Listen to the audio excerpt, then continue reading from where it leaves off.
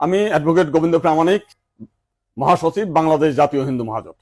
গতকাল বিকালে শেখ হাসিনার পদত্যাগের পরে এদেশের হিন্দু সম্প্রদায় মনে করেছিল যে তাদের উপর বিশাল একটা হামলা, লুটপাট, অগ্নিসংযোগের ঘটনা ঘটবে।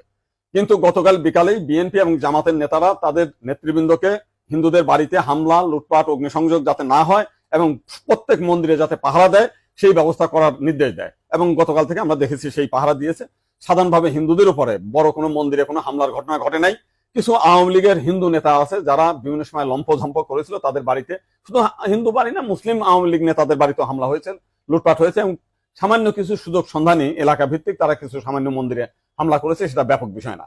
কিন্তু আমরা দেখলাম যে ভারতের রিপাবলিক এইটাকে নিয়ে ব্যাপকভাবে রিউমার ছড়াচ্ছে, নানান কিছু মিলে উদ্ভট কথাবার্তা বলছে।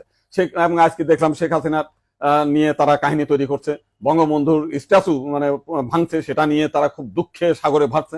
আমার এক সাংবাদিক ফোন দিয়েছিলাম, তাদের বলেছি যে আপনারা যদি শেখ হাসিনার জন্য যদি এত কান্না আপনাদের মধ্যে আসে, তো শেখ হাসিনা ভারতে গিয়েছে, আপনারা ভারতের প্রধানমন্ত্রী নরেন্দ্র মোদীকে সরিয়ে শেখ হাসিনাকে আপনারা প্রধানমন্ত্রী হিসেবে ঘোষণা করেন, সে ভারতও রক্ষা করতে পারবে, আপনার সেভেন সিস্টারও রক্ষা করতে পারবে। আপনারা তো প্রতিদিন বলতেছেন যে শেখ হাসিনা না থাকলে ভারতে সেভেন সিস্টার থাকবে না। তো এইবার আপনাদের একটা বিশাল সুযোগ আছে, আপনারা শেখ হাসিনাকে ভারতের প্রধানমন্ত্রী করেন।